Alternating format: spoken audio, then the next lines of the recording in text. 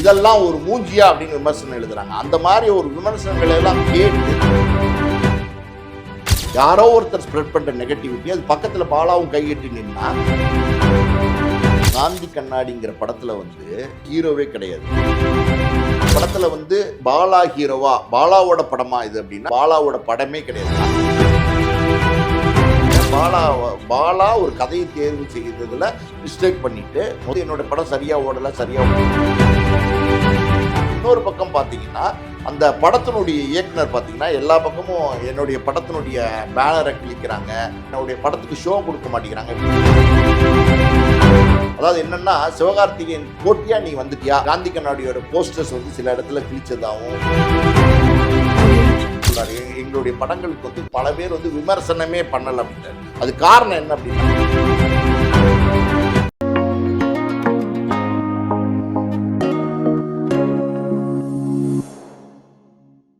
GeM cinemas நேயர்கள் அனைவருக்கும் வணக்கம். இன்றைக்கி வந்து பார்த்திங்கன்னா சோஷியல் மீடியாக்கள் வந்து மிகப்பெரிய வந்து ஒரு ட்ரெண்ட் ஆகிட்டு இருக்கக்கூடிய ஒரு விஷயம் என்னன்னு சொல்லிட்டிங்கன்னா பாலா அவர்களுடைய படம் காந்தி கண்ணாடி. இதில் வந்து ஏகப்பட்ட பிரச்சனைகள் இருக்குது அப்படின்ற மாதிரி வந்து சோஷியல் மீடியாக்களில் வந்து சொல்லியிருக்காங்க. ஸோ இதை வந்து நம்ம வந்து தெளிவாக வந்து நம்மள்ட்ட வந்து விவரிக்கிறதுக்காக வந்திருக்காங்க சினிமா விமர்சகர், ஆஸ்கர் மூவிஸ் தயாரிப்பாளர் திரு பாலாஜி பிரபு சார். சார் வணக்கம். வணக்கம், எப்படி இருக்கீங்க? நல்லா இருக்கேன். Okay sir. சார் ஃபஸ்ட்டு எடுத்தோன்னே பாலா அவர்கள் படம் வருது அப்படின்றப்ப மிகப்பெரிய எதிர்பார்ப்பு வந்து இருந்துச்சு. ஆனால் இந்த படத்தை வந்து நிறைய பேர் வந்து படத்தை ஓட விடலை. இந்த படம் வந்து ரிலீஸ் ஆகிறப்போ போஸ்டர்ஸ்லாம் வைக்க விட மாட்டாங்க. அதுவும் வந்து சிவகார்த்திகேயன் சாரோட படம் வந்து வரப்போ சிவகார்த்திகேயன் அவர்கள் டைரெக்டாக எதிர்ப்பு தெரிவிக்கிற விதமாக நிறையா பண்ணுறாங்க அப்படின்ற மாதிரிலாம் வந்து சொல்கிறாங்க. ஸோ இது ஒரு நல்ல படம், காந்தி கண்ணாடி ஒரு நல்ல படம் அப்படின்றதும் விமர்சிக்கிறாங்க. ஸோ இதை பற்றி நீங்கள் என்ன நினைக்கிறீங்க? அதாவது முதல்ல ஒரு விஷயத்தை தெளிவாக புரிஞ்சுக்கணும். அதாவது வந்து காந்தி கண்ணாடிங்கிற படத்தில் வந்து பாலா வந்து ஹீரோவே கிடையாது. அந்த படத்தில் யார் ஹீரோயின் அப்படின்னா பாலாஜி சக்திவேலும் அர்ச்சனாவும் தான் ஹீரோயினாக நடிச்சிருக்காங்க. அந்த படத்தில் ஒரு சப்போர்ட்டிங் கேரக்டராக தான் வந்து நம்ம கேபி பாலா நடிச்சிருக்காரு. இந்த படத்தில் வந்து பாலா ஹீரோவா, பாலாவோட படமா இது அப்படின்னா நிச்சயமாக அது பாலாவோட படமே கிடையாது. அது முதல்ல வந்து நீங்கள் தெளிவாக புரிஞ்சுக்குங்க. அதாவது வந்து பணத்தை விட அன்பு முக்கியம் அப்படிங்கிறதை வந்து மையப்படுத்தின ஒரு நல்ல கரு உள்ள படம் தான், அதில் ஒன்றும் சந்தேகம் கிடையாது. ஆனால் அந்த படத்தினுடைய தேர்வு, அதாவது பாலா இந்த படத்தை முதல் படமாக தேர்ந்தெடுத்தது இருக்கு பார்த்தீங்களா, அது மிகப்பெரிய தப்பு. பாலா இப்படிப்பட்ட படத்தை தேர்ந்தெடுத்திருக்க கூடாது. அதுவும் இல்லாமல் அந்த படத்தின் மேல நிறைய விமர்சனங்கள் இருக்கு, ஏகப்பட்ட விமர்சனங்கள் இருக்கு. அந்த படம் வந்து நல்ல படமா அப்படின்னா ஒரு சுமாரான படம் தான் அந்த படம், அதுதான் உண்மை. அது இப்படி இருக்கிற சூழ்நிலையில பாலா ஒரு கதையை தேர்வு செய்ததுல மிஸ்டேக் பண்ணிட்டு முதல் படமா அதுல நடிச்சுட்டு இன்னைக்கு வந்து என்னோட படம் சரியா ஓடலைன்னு சொல்றது வந்து எந்த விதத்திலையுமே பொருந்தாத ஒரு விஷயமா இருக்கும். இன்னொரு பக்கம் பார்த்தீங்கன்னா அந்த படத்தினுடைய இயக்குனர் பார்த்தீங்கன்னா எல்லா பக்கமும் என்னுடைய படத்தினுடைய பேனரை கிழிக்கிறாங்க, போஸ்டரை கிழிக்கிறாங்க, என்னுடைய படத்துக்கு ஷோ கொடுக்க மாட்டேங்கிறாங்க, இப்படி வந்து இப்போ ப்ரெஸ் முன்னாடி பேசியிருக்காரு. உண்மை என்ன அப்படின்னா சிவகார்த்திகேயனோட படம் மதராசி வந்து செப்டம்பர் 5ஆம் தேதி வந்துச்சு. அதே நாளில் பார்த்தீங்கன்னா பாலாவோட காந்தி கண்ணாடியும் வந்துச்சு. ஸோ பாலாவோட காந்தி கண்ணாடி வரும்போது சிவகார்த்திகேயன் ரசிகர்களுக்கும் பாலாக்குன்னு ஒரு சின்ன ஒரு ரசிகர் கூட்டம் இருக்காங்க. ஸோ பாலாவோட ரசிகர்களுக்கும் சின்ன சின்ன தள்ளுமுள்ளுகள் அங்கங்கே சில அசம்பாவிதங்கள் நடந்திருக்கு, அதுதான் உண்மை. அதாவது என்னென்னா சிவகார்த்திகேயனுக்கு போட்டியா நீ வந்துட்டியா அப்படிங்கிற மாதிரி சிவகார்த்திகேயனோட ரசிகர்கள் வந்து இந்த காந்தி கண்ணாடியோட போஸ்டர்ஸ் வந்து சில இடத்துல கிழிச்சதாகவும் பேனர்ஸ் வைக்கிற இடத்துல வந்து பேனர்ஸ் வைக்க விடாம தடுத்ததாகவும் சில செய்திகள்லாம் இருக்கு. அது உண்மையா இருக்கலாம். ஆனா சிவகார்த்திகேயனுக்கும் பாலாக்குமே பிரச்சனை அப்படிங்கிற மாதிரி தொடர்ந்து சோஷியல் மீடியாவில் சொல்லிட்டு வராங்க. அது உண்மையே கிடையாது. சிவகார்த்திகேயன் வேற ஒரு உச்சத்தில் இருக்காரு, பாலா வந்து இன்னைக்கு தான் வளர்ந்து ஒரு நடிகராக இருக்காரு. ஸோ எந்த காலத்துலையுமே வந்து சிவகார்த்திகேயன் வந்து பாலாவை போட்டியாக நினைக்கிறதுக்கு வாய்ப்பே கிடையாது. இப்போ ஒரு அஜித் படம் இருக்கு, அதுக்கு விஜய் படம் வருது. ஸோ அஜித் விஜய்க்கு போட்டியா அப்படின்னா போட்டி இருக்கு. அந்த இடத்துல அவங்களுக்குள்ள பிரச்சனை இருக்குன்னா அது உண்மையா இருக்கும். இப்போ ரஜினி கமல் படத்தில் பிரச்சனை இருக்குன்னா உண்மையா இருக்கும். இப்போ ரஜினி விஜய் படத்துக்கு பிரச்சனை இருக்குன்னா உண்மையா இருக்கும். பாலாக்கும் சிவகார்த்திகேயனுக்கும் போட்டியா அப்படின்னா எப்படி சொல்றது, நகைச்சுவையாக தான் இருக்கு, இதுதான் உண்மை. ஸோ இப்படி இருக்கிற சூழ்நிலையில் பாலா அவர் வந்து சரியான கதையை தேர்வு செய்யலைன்னு தான் நான் சொல்லுவேன். அதாவது அவர் எப்படிப்பட்ட கதையை தேர்ந்தெடுத்துருக்கணும். ஒரு முதல் படத்தில் நடிக்கிறீங்க, கதாநாயகனாக நடிக்கிற நீங்கள் அந்த கதை தேர்வில் ரொம்ப கவனம் செலுத்தியிருக்கணும். ஒரு சமுதாயத்தில் ஒரு அக்கிரமம் நடக்குது, அந்த அக்கிரமத்தை தட்டி கேட்கக்கூடிய ஒரு ஹீரோவாக நீங்கள் நடிச்சிருந்தீங்கன்னா உங்களை வந்து ஆல்ரெடி வந்து உங்களை நிறைய பேர் ஃபாலோ பண்ணுறாங்க, நிறைய பேர் வந்து பாலான்னு சொல்கிறாங்க. ஸோ அப்படி இருக்கும்போது பல பேர் வந்து உங்களுடைய படத்தை பார்க்கும்போது உங்களுடைய ஹீரோயிசம் அங்கே தெரியணும். உங்களுடைய ஹீரோயிசமே தெரியாத ஒரு படத்தில், அதாவது வந்து யாரோ ஒருத்தவங்க, அதாவது பாலா சக்திவேலும் அர்ச்சனாவும் கதாநாயகியாக நடித்த படத்தில் நீங்கள் ஒரு சைட் கேரக்டர் மாதிரி போயிட்டு அந்த கதையை தேர்வு பண்ணிட்டு இது ஓடலைன்னா எப்படி பொருத்தமாகும்? ஆரம்பத்துலேருந்து நீங்கள் பார்த்தீங்கன்னா எம்ஜிஆர் காலத்துலேருந்து பார்த்தீங்கன்னா அவங்க தேர்ந்தெடுத்த கதைகள் இருக்குது பார்த்தீங்களா, அது வலுவான கதைகளாக இருந்திருக்கும். எம்ஜிஆரே நீங்கள் எடுத்துக்கங்களேன், ரிக்ஷாக்காரன் சொன்னார், நாடோடி மன்னன் சொன்னார், தாய் சொல்லை தட்டாதேன்னு சொன்னார். இந்த மாதிரி வந்து கருத்துக்கள் உள்ள படங்களில் தேர்ந்தெடுத்து அந்த படத்தில் வந்து ஒரு எப்படி சொல்கிறது, ஹீரோ அதை வந்து தட்டி கேட்குறாருங்கிற மாதிரியான படங்களில் வந்து நடித்து தான் அவரே சக்ஸஸ் ஆனார். அதாவது ஏழைகளுக்கு உதவக்கூடிய ஒரு நாயகனா, ஏழைகளுடைய பிரச்சனைகளை தட்டி கேட்குற ஒரு நாயகனா வந்ததுனால தான் எம்ஜிஆரே சக்ஸஸ் ஆனார். சிவாஜி கணேசன் பராசக்தி நடித்தப்ப முதல் படமே மிகப்பெரிய வெற்றி படமாச்சு. காரணம் என்னன்னா அந்த படத்தினுடைய கதை இருக்கு பார்த்தீங்களா, அது வலுவான கதையாக இருந்துச்சு. அதே நேரத்தில் அந்த கதைக்கு வந்து கலைஞருடைய வசனம், அதாவது நெருப்பு தெரிக்கிற மாதிரி கலைஞரோட வசனம் வந்து பெரிய சப்போர்ட்டாக இருந்துச்சு. ஸோ அந்த மாதிரி கதாபாத்திரத்தில் வந்து சிவாஜி நடிக்கும்போது அவரோட நடிப்பு வந்து வெளிப்பட்டது. பெரிய லெவலில் முதல் படத்திலே வந்து சிவாஜி பெருசாக பேசப்பட்டார். அதுக்கப்புறம் சிவாஜி நடித்த படங்கள்லாம் பாருங்களேன், கப்பலோட்டி தமிழன், வீரபாண்டிய கட்டபொம்மன், இந்த மாதிரி நிறைய படங்களில் வந்து நல்ல நல்ல கதாபாத்திரங்களை தேர்ந்தெடுத்து நடித்தார். ரஜினி கமலே எடுத்துங்களேன், ரஜினி நடித்த படம் பாருங்களேன், குப்பத்து ராஜானார், குப்பத்துக்கு ராஜா அப்படின்னு தான் படம் நடித்தார். போக்கிரி ராஜா அப்படின்னாரு, நல்லவனுக்கு நல்லவன் அப்படின்னாரு, அதாவது அடுத்த வாரிசுனார். இப்படி வந்து நல்ல நல்ல கதாபாத்திரங்களை, அதாவது வந்து ஹீரோயிசம் உள்ள கதாபாத்திரங்களை தேர்ந்தெடுத்து நடித்தாங்க. கமலுமே பார்த்தீங்கன்னா சிற்பிக்குள் முத்து, சகலகலா வல்லவன், பல படங்களை வந்து கமலுமே வந்து அந்த ஹீரோயிசம் மெயின்டைன் பண்ணுற படங்கள் நடித்தார். விஜய் நடித்து தேவா அந்த படம், ரசிகன், இந்த படம்லாம் பெரிய வெற்றி படமா அப்படின்னா, அதுக்கு அடுத்து விஜய் நடித்த பூவே உனக்காக ஒரு காதலை பற்றின பேசின படம். அந்த படத்தில் நீங்கள் ஹீரோவாக நடித்தோன்னே அதை வந்து மக்கள் உங்களை கொண்டாட ஆரம்பித்தாங்க. அப்புறம் காதலுக்கு மரியாதையில் நடித்ததுக்கப்புறம் அடுத்த கிரேடுக்கு போனார். அப்புறம் கில்லி, அது ஆக்ஷன் ஹீரோவாக விஜய் வந்து மாறிட்டார். இப்போ அஜித்தே பார்த்தீங்கன்னா 1000 விமர்சனங்கள், தீனாக்கு அப்புறம் தான் அஜித்தே வந்து திரும்பி பார்க்க ஆரம்பித்தாங்க. இப்படி வந்து எல்லாருக்குமே வந்து நல்ல நல்ல கேரக்டர்ஸை செலக்ட் பண்ணி தான் வந்து ஆரம்பத்துலேருந்து வந்திருக்காங்க. இது வந்து நம்ம சிம்பு சொல்லலாம், தனுஷ் சொல்லலாம், சிவகார்த்திகேயனை சொல்லலாம்.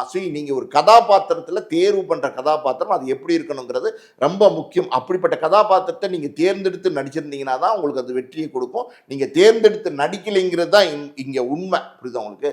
இந்த இடத்துல பார்த்தீங்கன்னா அந்த டைரக்டர் பல இடங்களில் சொல்கிறார், எங்களுடைய படங்களுக்கு வந்து பல பேர் வந்து விமர்சனமே பண்ணலை அப்படிங்கிறார். அது காரணம் என்ன அப்படின்னா, இது வந்து பாலா நடித்த படம், காந்தி கண்ணாடி பாலா நடித்த படம். பாலா வந்து ஒரு நல்ல பையன், பாலா வந்து நிறைய பேருக்கு உதவி செஞ்சுட்டு இருக்கிற ஒரு பையன். அவர் நடித்த படம், அதை விமர்சனம் பண்ணணும்னா தவறான விமர்சனங்களை பண்ண வேண்டியிருக்கும். பல படத்தினுடைய மைனஸஸ் எல்லாம் சுட்டி காட்டி பேச வேண்டியிருக்கும். ஸோ முதல் வாரமே பார்த்தீங்கன்னா அப்படி ஒரு விமர்சனத்தை பண்ணால் அந்த படத்துக்கு அது மைனஸாக இருக்கும். பாலாங்கிறவர் வந்து இன்னைக்கு தான் வந்து ஃபர்ஸ்ட் படமாக ஒரு படம் நடிச்சிருக்காரு.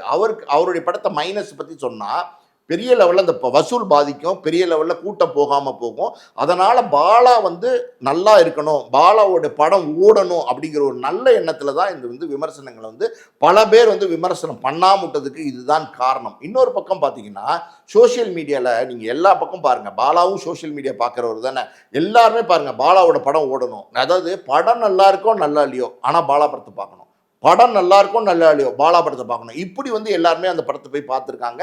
இன்னைக்கு கிட்டத்தட்ட பார்த்தீங்கன்னா ஒரு சின்ன படம், ஆனால் வந்து கிட்டத்தட்ட 1 கோடி ரூபாய் கிட்ட வசூல் பண்ணியிருக்கு அப்படின்னா அதுவே ஒரு பெரிய வெற்றி தான் பாலாக்கு. பாலா வந்து பல விஷயங்களை வந்து இந்த சினிமா துறையில் வந்து இப்போ வந்து காலடி எடுத்து வச்சிருக்காரு. எத்தனையோ தடங்கல்கள், பிரச்சனைகள் எல்லாமே வந்து இருக்கும். அதையெல்லாம் தாண்டி தான் வந்து எல்லாருமே வந்திருக்காங்க.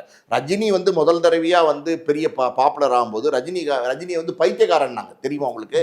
ரஜினிக்கு பைத்தியம் பிடிச்சிருச்சுன்னாங்க. இப்படிலாம் வந்து ரஜினி பேரை வந்து கெடுத்து டேமேஜ் எல்லாம் பண்ணாங்க. ஆனால் அதையெல்லாம் தாண்டி தான் ரஜினி வந்திருக்கார். கமல் எத்தனையோ தடைகளை தாண்டி வந்திருக்கார். கமல் வந்து பார்த்தீங்கன்னா சின்ன குழந்தை நட்சத்திரமாக அறிமுகமாகி அதுக்கப்புறம் ஒவ்வொரு படியாக அவர் வந்து எப்படி சொல்கிறது, ஒரு டான்ஸ் மாஸ்டர் தங்கப்பண்ணு ஒருத்தட்ட டான்ஸ் அசிஸ்டண்ட்டாக வேலை பார்த்து, அப்புறம் சின்ன சின்ன கதாபாத்திரங்களில் நடித்து, அப்புறம் மலையாளத்தில் நிறைய படங்கள் நடித்து, இப்படி அடுத்தடுத்த கட்டங்களை வந்து எப்படி சொல்கிறது கடந்து வரதுக்குள்ள பல இன்னல்களை சிக்கல்களை வந்து தாண்டி வந்திருக்காங்க. விஜய் எடுத்துங்களேன், விஜய் வந்து முதல்ல நடிக்க வரும்போது ஒரு பத்திரிகையில் ரசிகன் படத்துக்கு விமர்சனம் எழுதுறாங்க. என்ன தெரியுமா, இதெல்லாம் ஒரு மூஞ்சியா அப்படின்னு விமர்சனம் எழுதுறாங்க. அந்த மாதிரி ஒரு விமர்சனங்களை எல்லாம் கேட்டு தாண்டி தான் வந்து இந்த இடத்துக்கு வந்திருக்காரு.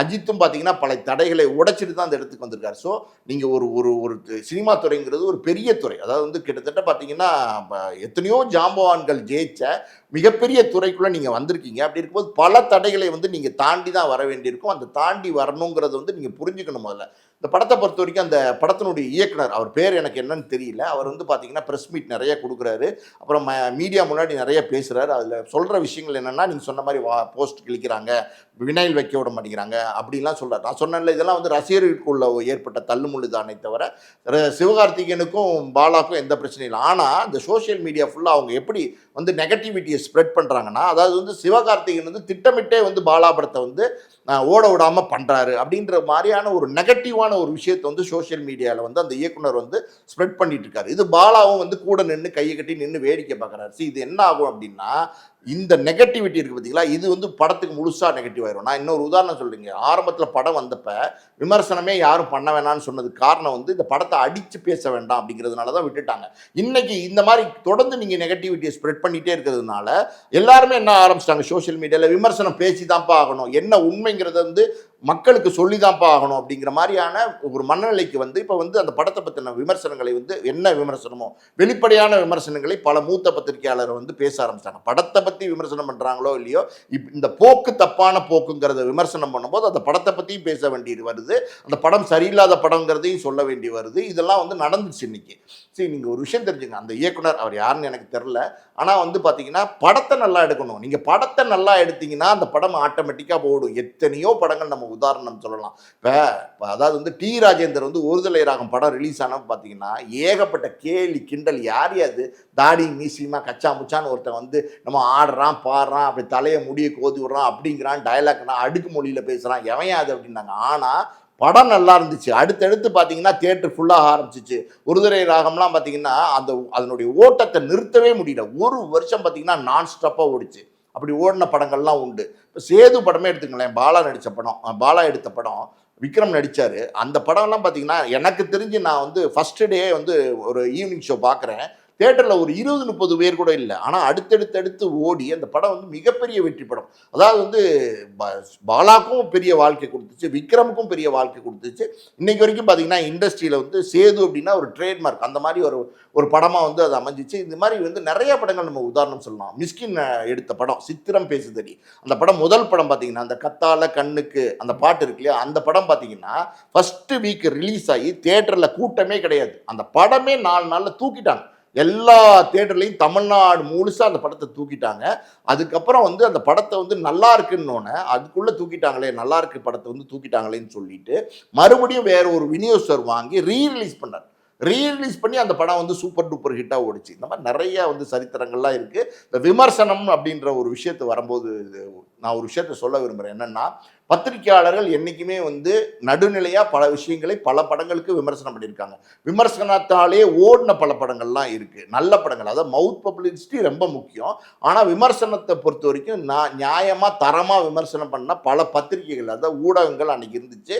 இன்றைக்கி யூடியூப்னு வந்ததுக்கப்புறம் பார்த்தீங்கன்னா இன்றைக்கும் பார்த்தீங்கன்னா சரியான விமர்சனம் பண்ணக்கூடிய, நேர்மையாக விமர்சனம் பண்ணக்கூடிய ஆட்கள் பத்திரிகையாளர்கள்லாம் யூடியூப்பில் இருக்க தான் செய்கிறாங்க. ஒரு சில விஷமிகள், அது வந்து சோஷியல் மீடியாவை வந்து தவறாக பயன்படுத்துகிறவங்க இருக்கத்தான் செய்கிறாங்க, இல்லையே நம்ம சொல்ல முடியாது. ஸோ அவங்க பண்ணுற விமர்சனங்கள் சரியா தப்பாங்கிறது மக்கள் அந்த புரிதல் இருக்குது பார்த்தீங்களா, அதை வந்து புரிஞ்சுக்கிற பக்குவம் வந்து மக்களுக்கு நிறையவே இருக்குது. ஸோ அதை வந்து நம்ம அதாவது நான் என்ன சொல்ல வரேன்னா, விமர்சனத்தினால ஒரு படத்தை ஓட விடாமல் பண்ணிட முடியாது. ஆனால் ஒரு விமர்சனத்தினால வந்து மக்கள் பல படங்களை வந்து ஓட வச்சுருக்காங்க, வெற்றி படங்கள் அடைஞ்சிருக்கு. ஒரு பெரிய பத்திரிகை, மிகப்பெரிய பிரபலமான பத்திரிகை அந்த காலத்தில், பேர் வேண்டாம், ஒரு பெரிய வெற்றி, பெரிய ஒரு ஸ்டார் நடித்த படத்துக்கு விமர்சனம் என்ன தெரியுமா பண்ணியிருந்தாங்க, அந்த படத்தோட பேரை போட்டு டோட்டலாகவே பிளாங்காக விட்டாங்க, முழு வெள்ளை ஷீட்டை அப்படியே விட்டாங்க. இதுதான் விமர்சனம். நீங்கள் நம்புவீங்களா? ஒரு பிரபலமான படத்துக்கு, ஒரு பிரபலமான நடிகர் நடித்த படத்துக்கு அந்த படம் சரியில்லைங்கிறதுனால ஒரு பிரபலமான வார இதழ் அந்த படத்தோட பேரை மட்டும் மேலே போட்டுட்டு எதுவுமே இல்லாமல் டோட்டலாக பிளாங்காக விட்டாங்க, வெள்ளை பேப்பராக விட்டுட்டாங்க. இதுதான் விமர்சனம்னு எடுத்துக்கணும் அப்படிங்கிற மாதிரி விட்டுட்டாங்க. அப்படின்னா என்ன பண்ண முடியும்? அதாவது அவங்க வந்து இந்த விமர்சனம், நல்ல படம் எடுத்தால் நல்ல விமர்சனம் பண்ண தான் செய்வாங்க. இப்போ ஆனந்த விடன் மார்க்கை பார்த்தே படம் பார்த்த ஒரு காலமெல்லாம் உண்டு. ஸோ தவறாக, அதாவது நீங்கள் ஒரு விஷயத்தை எப்படின்னா நெகட்டிவிட்டியை ஸ்ப்ரெட் பண்ண யாரோ ஒருத்தர் ஸ்ப்ரெட் பண்ணுற நெகட்டிவிட்டி அது பக்கத்தில் பாலாவும் கைகட்டி நின்னா பாலாவையும் அது பாதிக்கும். ஒன்றுமே நான் சின்ன உதாரணம் சொல்கிறேன் கேளுங்க. இப்போ வந்து ஒருத்தர் வந்து ஃபுல்லாக குடிச்சிட்டு வந்திருக்காருன்னு வச்சுக்கோங்க, அந்த அவர் பக்கத்தில் போய் நின்னீங்கன்னா அவர் மற்றவங்ககிட்ட பேசும்போது அவர் வாயிலேருந்து வாட வரும். அதாவது குடிச்சிட்டு வந்திருக்காரு அப்படிங்கிறது எல்லாருக்கும் தெரியும். ஃபுல்லாக குடிச்சிட்டு வந்திருக்காரு போல அப்படின்னு பேசுவாங்க. குடிச்சிட்டு வந்தது அவரா இல்லை பக்கத்தில் இருக்கிற நீங்களான்னு யாருக்கு தெரியும்? பனைமரத்துக்கு நீ கீழே நின்று பாலே குடித்தாலும் கல்லுதான்னு சொல்லுவாங்க. இதான உண்மை. அப்படி இருக்கும்போது இதெல்லாம் வந்து பாலாக்கு புரியணும். ஒரு ஸ்டேஜுக்கு மேலே இந்த மாதிரியான நெகட்டிவ் விமர்சனங்கள் பாலாவை வந்து பாதிக்குங்கிறது வந்து பாலா உணரணும். பாலாவை பொறுத்த வரைக்கும் பார்த்தீங்கன்னா இது வரைக்கும் ஒரு மெழுகுவர்த்தியாக இருந்தார். இப்போ வந்து அடுத்த தளத்துக்கு வந்து எப்படி சொல்கிறது, ஒரு குன்றத்தில் இருக்கிற விளக்கு மாதிரி இருக்கார். ஸோ ரொம்ப கவனம் இந்த இடத்துல தேவை. சரியான கதை தேர்வு தேவை, சரியான இயக்குனர் தேர்வு தேவை, சரியான தயாரிப்பாளர் தேர்வு தேவை. இதெல்லாம் தேர்ந்தெடுத்து தான் அடுத்தடுத்து படங்களில் பாலா பண்ணணும். கண்டிப்பா சார். அண்ட் அதே நேரத்துல வந்து சார், நேத்தி வந்து பாலா அவர்கள் வந்து ஒரு வீடியோ வந்து போட்டிருக்காங்க. அந்த வீடியோல அழுத்தம் திருத்தமா ஒரு விஷயத்த வந்து சொல்லியிருந்தாங்க. நீங்களும் அந்த வீடியோ கவனிச்சிருப்பீங்க. ஆக்சுவலா என்னன்னா, நெறைய தியேட்டர்ல வந்து இப்ப நான் அதே விஷயத்த ஏன் திருப்பி கேட்கிறேன்னா, அவர் அடிக்கோட்டு இருந்து காட்டுனத நான் திருப்பி கேட்கிறேன். அவரு நெறைய படங்கள் வந்து நெறைய தியேட்டர்ல வந்து வரல. அது எனக்கு மிகப்பெரிய கஷ்டமா இருக்கு. யாராவது பார்த்தீங்கன்னா கூட கமெண்ட்ல நீங்க வந்து எந்த தியேட்டர்ல பார்க்கல அப்படின்ற மாரி சொல்லுங்க. நாங்க எங்களால முடிஞ்சா திருப்பி நாங்க அந்த இடத்துல வந்து ஷோ வந்துட்டு போடுறோம் அப்படின்ற மாரி வந்து சொல்றாங்க. பெரிய ஹீரோ படம் வர்றப்ப ஆல்மோஸ்ட் வந்து தியேட்டர் வந்து ஃபுல் ஆயிடும். பட் அப்படி வரப்போ ஒரு சின்ன ஹீரோ, அப்கமிங் ஹீரோவா வந்துட்டு உள்ள வரப்போ தியேட்டர்ஸ் வந்து இருக்காது.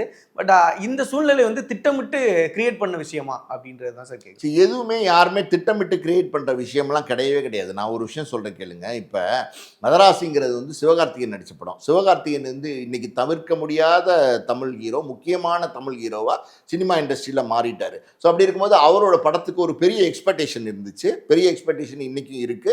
ஸோ கிட்டத்தட்ட ஒரு பெரிய படம் வருதுன்னா, தியேட்டர்காரவங்க அந்த படத்த போடுறதுக்கு தான் வந்து ஆர்வம் காட்டுவாங்க.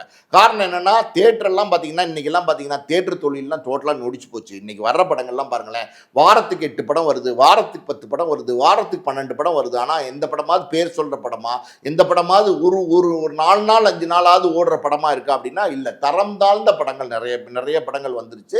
அது காரணம் என்னன்னா, சினிமா துறை வந்து நிறைய பேர் வந்து மிஸ்யூஸ் பண்ண ஆரம்பிச்சிட்டாங்க. இப்ப என்னன்னா, பல பேர் வந்து நானும் டைரக்டர் வந்து படம் பண்ண ஆரம்பிச்சிட்டாங்க. டைரக்டர்னா என்ன, அந்த டைரக்ஷன் எப்படி, அதை பண்றதுக்கான விஷயங்கள் என்ன, இது எதையுமே தெரிஞ்சுக்காம சும்மா ஒரு டைரக்டரோட அசிஸ்டண்டா இருப்பான். அசிஸ்டண்டானா டைரக்டரோட அசிஸ்டண்டா ஒர்க் பண்றது இல்லை, கூட கொடை பிடிச்சிட்டு நிற்கிறவனா இருப்பான், இல்லை ஒரு நடிகைக்கு கொடை பிடிச்சிட்டு நிற்கிறவனா இருப்பான், இல்லைன்னா டைரக்டர் சாயந்தரம் வந்து ரெஸ்ட் எடுக்கும்போது பார்த்தீங்கன்னா சாப்பாடு எடுத்து வைக்கிறவனா இருப்பான், ஆஃபீஸில் சமையல் பண்ணுறவனா இருப்பான். அவன்லாம் பார்த்தீங்கன்னா ஷூட்டிங் போகிறாங்கல்ல, போகும்போது பார்க்குறாங்க டைரக்டர் என்ன சொல்றாரு, சார் ஆக்ஷன் ரோல் ஆக்ஷன் அப்படிங்கிறாங்களா, இதெல்லாம் பார்த்துட்டு ஓ இவ்வளோதானா கட் அப்படின்னா இதுதான் டைரக்ஷன் அப்படின்னு நிற்கிறாங்க. இது இல்லை டைரக்ஷன், இதுதான் டைரக்ஷன். அதாவது 1000 விஷயங்களை நுணுக்கமாக வந்து சொல்லக்கூடிய ஒரு திறமை வந்து இயக்குனருக்கு இருக்கணும். ஒவ்வொரு விஷயம் வந்து சொசைட்டிக்கு சொல்கிற விஷயங்கள் எல்லாமே வந்து அது சரியாக போய் சேரணும். அது கமர்ஷியல் படமா இல்லை நான் கமர்ஷியல் படமா, இதெல்லாம் தவிர்த்து டைரக்டர் சொல்கிற கருத்துக்கள் வந்து அழுத்தமான ஆழமான இருக்கணும். எத்தனையோ நல்ல நல்ல இயக்குனர்கள்லாம், எத்தனையோ பெரிய புகழ்பெற்ற இயக்குனர்கள்லாம் இருந்திருக்காங்க. அப்படிப்பட்ட சினிமா துறை இது கிட்டத்தட்ட 100 ஆண்டு சினிமா துறையில் பார்த்தீங்கன்னா சமீபத்தில் யார் வேணாலும் படம் எடுக்கலாம் அப்படிங்கிற மனநிலையில் தயாரிப்பாளர்களும் வராங்க. துறை அதாவது வந்து சினிமானா என்னன்னே தெரியாத பல தயாரிப்பாளர் வராங்க. எனக்கெல்லாம் தெரிஞ்ச ஒரு டேரக்டர், அசிஸ்டன்ட் டேரக்டர் இருக்காரு. அவர் என்ன பார்த்தீங்களா, எப்போ கேட்டிங்கனாலும் ஃபோன் பண்ணி என்ன தம்பி எங்கே இருக்கீங்க அப்படின்னு கேட்டால் டிஜி கிச்சனில் இருக்கேன். டிஸ்கஷனே அவர் சொல்ல தெரியாது. டிஜி கிச்சனில் இருக்கேன் சார். அப்படியா தம்பி டிஜி கிச்சன் இருக்கீங்களா, எங்கே தம்பி அப்படின்னா அடுத்த வாரம் ஆரம்பிச்சிடுவோம் சார், நான் அந்த ஷூட்டிங் போகிறேன் சார். இதை வந்து வருஷக்கணக்கில் சொல்லிக்கிட்டு இருக்கான். நீங்கள் நம்புவீங்களா, வருஷ கணக்கில் சொல்லிட்டு இருக்கான். ஆனால் யாரோ ஒருத்தன் வந்து அவனுக்கு கறி மீனும் வாங்கி சோறு போட்டு ஒரு ஆஃபீஸை போட்டு கொடுத்து அவன் டிஸ்கஷன்ற பேரில் வந்து அந்த தயாரிப்பாளரை ஏமாற்றிட்டு இருக்கான். இது எங்கே விளங்கும்? இதே மாதிரி பார்த்தீங்கன்னா இயக்குநர்களும் இந்த கதைனா, தயாரிப்பாளர்களும் சினிமா துறைனா, சினிமானா என்னன்னே தெரியாமல் வந்து பல பேர் வந்து கோடிகளில் படத்தை கொண்டு சினிமா துறைக்கு வர்றாங்க. ஸோ இது இந்த மாதிரி வர தயாரிப்பாளர்கள்லாம் சக்ஸஸ் ஆக முடியுமா? அதே மாதிரி பார்த்தீங்கன்னா படம் என்ன எடுக்கணும் ஏது எடுக்கணுங்கிறது தெளிவுரை இல்லாமல் சினிமா மிஸ்யூஸ் பண்ணி பல பேர் படம் பண்ணுறாங்க. ஒரு பெரிய படம் வரும்போது அந்த பெரிய படத்துக்கு தான் தியேட்டர் கொடுப்பாங்க, சின்ன படத்துக்கு தியேட்டர் கொடுக்க மாட்டாங்க. அதான் உண்மை. பெரிய படம் வந்தால் தான் அவங்களுக்கு கலெக்ஷன் வரும், பெரிய படம் வந்தால் தான் அவங்களுக்கு கேன்டீனில் வந்து பாப்கார்ன் விற்கும், கூல்ட்ரிங்க்ஸ் விற்கும். ஸோ பல விஷயங்கள் வந்து இருக்குது. அப்படி இருக்கும்போது சிவகார்த்திகேயன் படம் மதராசி வந்ததுனால கிட்டத்தட்ட ஒரு 700-800 ஸ்க்ரீன் வந்து சிவகார்த்திகேயன் படத்துக்கு தான் கொடுத்துருப்பாங்க. இது இல்லாமல் பார்த்தீங்கன்னா பாலா படத்துக்கு எப்படி ஒரு 150 ஸ்க்ரீன் வரைக்கும் கொடுத்துருப்பாங்க. பேட் கேர்ள்னு ஒரு படம் வேறு, வெற்றிமாறன் படம் வந்துச்சு, அந்த படத்துக்கு ஒரு 150 ஸ்க்ரீன் கொடுத்துருப்பாங்க. அது இல்லாமல் அதர் லாங்குவேஜ் படம், ஏற்கனவே ஓடிட்டு இருக்கிற படம், இதெல்லாம் இருக்கிறதுனால அதுக்கு ஒரு 300 ஸ்க்ரீன்ஸ் வந்து அது அப்படி இருக்கும். ஸோ அப்படி இருக்கும்போது 150 ஸ்க்ரீன் ஒரு புது படத்துக்கு, ஒரு புதுமுகம் நடித்த படத்துக்கு, முதல் தடவையாக வந்து திரைக்கு வர ஒரு படத்துக்கு அதிகம்தான். அதுக்கு மேலே அந்த தயாரிப்பாளரும் செலவழிக்க முடியாது. ரெண்டாவது பார்த்தீங்கன்னா இதுக்கு மேலே நீங்கள் ஸ்க்ரீன்ஸ் போட்டிங்கன்னா சுத்தமாகவே ஓடாமல் போயிடும். யார் வருவா ஒரு படத்துக்கு? படம் நல்லா இருந்தால் நிச்சயமாக ஓடும். எந்த படமாக இருந்தாலும் சரி, அது சின்ன படமாக இருந்தாலும் சரி, பெரிய படமாக இருந்தாலும் சரி, வந்ததுக்கு அப்புறம் தான் அது சின்ன படமா பெரிய படமான்றதை நம்ம நிர்ணயிக்க முடியும். ரஜினிகாந்த் படம் வந்து ஃப்ளாப் ஆயிடுச்சுன்னா சின்ன படம். ஒரு யாருன்னே தெரியாத ஒரு புதுமுகத்தோட படம் வந்து பெரிய லெவலில் கலெக்ஷன் பண்ணிச்சுன்னா அதுதான் பெரிய படம். ஒரு நல்ல படம் நிச்சயமாக வெற்றி பெறும் அப்படிங்கிறதுக்கு இன்னொரு உதாரணம் சொல்கிறேன் கேளுங்க. அதாவது மே 1 சூர்யா நடித்த ரெட்ரோ படம் வந்து ரிலீஸ் ஆச்சு. அதே மே 1 பார்த்தீங்கன்னா டூரிஸ்ட் ஃபேமிலின்னு ஒரு படம் ரிலீஸ் ஆச்சு. அந்த படத்தில் யார் நடிச்சிருந்தா? சசிகுமார் நடிச்சிருந்தார். சசிகுமாருக்கு மார்க்கெட் இருக்கா? ஒரு பெரிய ஹீரோவா? கிடையவே கிடையாது. சிம்ரன் நடிச்சிருந்தாங்க. சிம்ரன் வந்து இன்னைக்கு ஃபீல்டே இல்லாத ஒரு ஆர்டிஸ்ட். அது இல்லாமல் கூட நடித்த நடிகர்கள் வேற யாராவது பெரிய நடிகர் நடிச்சிருந்தாங்களா? கிடையாது. ஒரு பெரிய காமெடி நடிகர் நடிச்சிருந்தாரா? கிடையாது. அந்த இயக்குனர் யாருன்னு தெரியுமா? தெரியாது. அந்த மியூசிக் டைரக்டர் யாருன்னு தெரியுமா? தெரியாது. அந்த தயாரிப்பாளர் யாருன்னு தெரியுமா? தெரியாது. இப்போ எதுவுமே தெரியாதுன்னு இருந்த, எந்த படம்னே தெரியாது இருந்த டூரிஸ்ட் ஃபேமிலிங்கிற படம் வந்து மிகப்பெரிய வெற்றி படமாக மாறிச்சு. அதாவது முதல் வாரத்தில் பார்த்தீங்கன்னா சூர்யா படம் வந்து எல்லா ஸ்க்ரீன்லையும் போட்டாங்க. நான் சொன்ன மாதிரி வந்து பல ஸ்க்ரீன்ஸில் வந்து சூர்யா படம் தான் ரிலீஸ் பண்ணாங்க. டூரிஸ்ட் ஃபேமிலிக்கு பார்த்தீங்கன்னா ஒரு 100-120 ஸ்க்ரீன்ஸ் தான் கிடச்சிருந்துச்சு. அதுக்கப்புறம் பார்த்தீங்கன்னா அது 4-5 நாள் கழித்து சூர்யா படம் வந்து சுமாராக இருக்குன்னொன்னே சூர்யா படத்தினுடைய ஸ்க்ரீன்ஸ் எல்லாம் கொஞ்சம் கொஞ்சமாக குறைச்சிட்டு டூரிஸ்ட் ஃபேமிலியோட ஸ்க்ரீன்ஸ் எல்லாம் பயங்கரமாக இன்க்ரீஸ் பண்ண ஆரம்பிச்சிட்டாங்க. வேர்ல்டு வைடு பார்த்தீங்கன்னா அந்த படம் கிட்டத்தட்ட 100 கோடி ரூபாய் கலெக்ட் பண்ணிச்சு. அதாவது ஒரு ரெட்ரோ சூர்யா நடித்த படம் 100 கோடி ரூபா தான் கலெக்ட் பண்ணிச்சு. யாரு என்னன்னே தெரியாத ஒரு டூரிஸ்ட் ஃபேமிலியும் 100 கோடி தான் கலெக்ட் பண்ணிச்சு. ஸோ எது சின்ன படம், எது பெரிய படம்? இதுதான் இந்த இடத்துல வந்து டூரிஸ்ட் ஃபேமிலி தான் வந்து ஒரு பெரிய படம். ஸோ மொத்தத்தில் வந்து படம் நல்லா இருந்தால் என்னைக்குமே ஆடியன்ஸ் வந்து அதை கொண்டாட தவறுனதே இல்லை. இது வந்து அதாவது வந்து மெதராசிக்கு கொடுத்துட்டாங்க, மெதராசிக்கு வந்து கொடுத்ததுனால எங்களுக்கு படம் கிடைக்கல, ஸ்க்ரீன் கிடைக்கல, அப்படி இப்படிலாம் பேசுறதெல்லாம் அபத்தம். அப்படிதான் நான் பார்க்குறேன். அது பர்டிகுலராக அந்த விஷயத்தை நோட் பண்ணி பார்த்தீங்கன்னா, பாலா அவர்கள் எந்த இடத்துலையுமே வந்து நீங்கள் தேட்டர்ஸ் கொடுக்கல அப்படின்றத அழுத்தம் திருத்தமாக இப்போ லாஸ்ட்டாக ஒரு வீடியோவில் மட்டும் தான் சொல்லியிருக்காரு. அந்த டேரக்டர் ஷெரீஃப்ன்றவர் மட்டும்தான் திட்டமிட்டு இதை வந்து சொல்லி இப்படியாவது ஸ்க்ரீன்ஸ் இன்னும் கொஞ்சம் வாங்கிடலாமா அப்படின்ற ஒரு நோக்கத்தோடயே வந்துட்டு செயல்படுறாரோ அப்படின்றது தோணுச்சு. அதே நேரத்தில் நீங்கள் சொன்ன மாதிரி ஒரு ஆக்ஷன் ஹீரோவா அடுத்து இதுக்கப்புறம் வரக்கூடிய திரைக்கு வரக்கூடிய ஒரு பவர் பேக்டு தட்டி கேட்கக்கூடிய ஒரு ஹீரோவா பாலா பண்ணால் பெட்டராக இருக்கும்னு நினைக்கிறீங்களா சார்? நான் ஆக்ஷன் ஹீரோவா அப்படிங்கிறது நான் சொல்லவே இல்லை. நீங்கள் ஒரு விஷயத்தை தெளிவாக புரிஞ்சுக்கங்க. அதாவது வந்து ஒரு ஹீரோயிசம் உள்ள படம். அதாவது வந்து ஒரு ஒரு எப்படி சொல்கிறது, சமுதாயத்தில் நடக்கிற ஒரு அக்கிரமத்தை தட்டி கேட்குறான் அப்படின்னா அங்கே ஹீரோயிசம் வந்துடுதா? இப்போ பாலாவை பொறுத்த வரைக்கும் பாருங்கள், பாலாவோட ரியல் லைஃபு அந்த ஸ்டோரியே நான் சொல்கிறேன். அதாவது வந்து ஒரு மனுஷன் இருக்கான், அவன் வந்து பார்த்தீங்கன்னா யாருக்கு பிரச்சனைனாலும் ஓடி போய் உதவுவான். இதான பாலாவோட ரியல் கேரக்டர். இதையே நீங்கள் கதையை எடுக்கலாமே. யாருக்கு பிரச்சனைனாலும் ஒரு பையன் ஓடி போய் உதவுவான்ப்பா, ஒரு சின்ன பையன். ஆனால் அவனுக்கு காசுக்கு அவன் கையில் கிடையாது. ஆனால் எங்கேருந்து காசை திரட்டுறான், எப்படியெல்லாம் வந்து கஷ்டப்படுறான், எப்படியெல்லாம் மற்றவங்களுக்கு போய் உதவி செய்கிறான், அந்த சமுதாயத்தில் உள்ள எத்தனையோ நல்ல விஷயங்களுக்கு போய் இறங்கி செய்கிறான். ஒரு வெள்ளம்னா போய் இறங்கி செய்கிறான், ஒரு புயல்னா போய் இறங்கி செய்கிறான். அப்படின்றதே ரியல் லைஃப் கதை. இதையே நீங்கள் கதையை எடுத்தாலே வெற்றி படமாகுமே. ஸோ நான் என்ன சொல்கிறேன்னா, அழுத்தமான கதை. நான் ஹீரோயிசம்னா மசாலா படம் எடுங்கன்னு சொல்ல வரல. அழுத்தமான கதை. அந்த கதையில் வந்து ஹீரோயிசம், அதாவது வந்து நீ தாண்டா ஹீரோ அப்படிங்கிற மாதிரி வந்து ஹீரோயிசத்தை காட்டுற மாதிரி படம் எடுத்தாதான் உங்களை வந்து மக்கள் ஒத்துப்பாங்க. கண்டிப்பாக சார். கடைசியாக நான் ஒரு விஷயம் சொல்கிறேன். அதாவது தம்பி பாலா, ஒரு விஷயம் என்னென்னா, நீ நிஜமாவே வந்து ரியல் லைஃப் ஹீரோடா. நீ வந்து இந்த மாதிரியான விஷயங்களுக்கெல்லாம் நீ வந்து கலங்கக்கூடாது. இதுதான் உண்மை. அதாவது டேய் தம்பி பாலா அப்படின்னு நான் சொல்கிறேன். ஏன் அப்படின்னா, நான் வந்து பாலாவை தம்பியை நினைக்கிறேன். இதே மாதிரி ஒவ்வொரு வீட்டில் உள்ளவங்கெல்லாம் பார்த்தீங்கன்னா, ஒரு வயசான தம்பதி இருந்தாங்கன்னா அவங்க பாலாவை வந்து மகனாக நினைக்கிறாங்க. ஒரு சின்ன பையன் இருந்தானா பாலாவை அண்ணனாக நினைக்கிறாங்க. ஒருத்தர் வயசில் மூத்தவன் இருந்தானா பாலாவை தம்பியை நினைக்கிறாங்க. இப்படி எல்லாருமே வந்து குடும்பமாக அவங்க வீட்டு பையனா பாலாவை பார்க்குறாங்க. ஸோ இந்த கனெக்டிவிட்டி இது ஆல்ரெடி பாலாக்கு கிடச்சிருச்சு. ஸோ இப்போ வந்து பாலா திரைத்துறையில் வந்து அடுத்த உயரத்துக்கு வரணும்னு நினைக்கும் போது இந்த இடத்துல பாலாக்கு கவனம் ரொம்ப ஜாஸ்தி. எத்தனையோ பேர் நீங்கள் வெற்றி அடையும் போது உங்கள் கூட 1000 பேர் வந்து நிற்பான். நீங்கள் தோல்வி அடைஞ்சு காசு இல்லாமல் பாருங்கள், ஒருத்தன் கூட உங்கள் பக்கத்தில் இருக்க மாட்டான். இதெல்லாம் வந்து ஏற்கனவே வந்து பல உதாரணங்கள் நமக்கு இருக்குது. ஸோ அப்படி இருக்கும்போது நீங்கள் கவனமாக உங்கள் கூட யார் இருக்காங்க, உங்கள் கூட இருக்கிறவங்க நல்லவங்களா கெட்டவங்களா, அவங்க பேசுறது உங்களை பாதிக்குமா, இது எல்லாத்தையும் நீங்கள் கவனத்தில் கொண்டு நீங்கள் வந்து அடுத்தடுத்து தொடர்ந்து படங்கள் நடிக்கணும். அதாவது பாலா நல்ல படங்கள் நடித்தா அவருக்கு மாலைகள் தன்னால் தேடி வரும். அவர் வந்து தேடி போக வேண்டிய அவசியமே கிடையாது. கண்டிப்பாக சார். அண்ட் வந்து பார்த்தீங்கன்னா இந்த நேர்காலம் மிகப்பெரிய சிறப்பாக அமைஞ்சிச்சு சார். மிகப்பெரிய நன்றி சார். நன்றி.